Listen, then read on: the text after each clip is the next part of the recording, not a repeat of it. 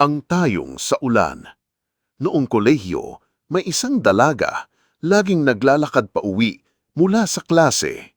Isang hapon, biglang bumuhos ang malakas na ulan.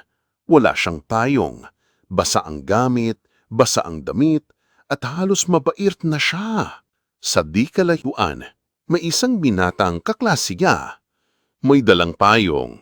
Lumapit siya at sabi, "Sabay ka na sa akin. Baka magkasakit ka."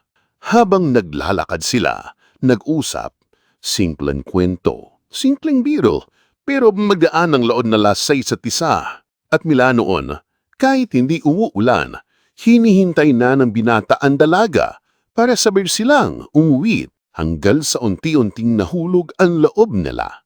Naging magkaibigan, naging sigita, pero dahil ng lahat na relasyon, dumating ang mga pagsubok, selos, tamtuman, hindi pa kakaintindihan, at minsan muntit na sinurunjuanais. Ngunit, naalala ng dalaga ang unang araw na pinayungad siya ng binata. Hindi siya iniwan sa ulan.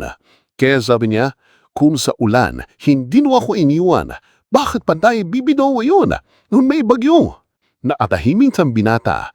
Doon niya naintindihan ng patoong paghimig. Hindi nakikidas sa lahadikado o matapalis na salita. Makikita ito sa pagpili.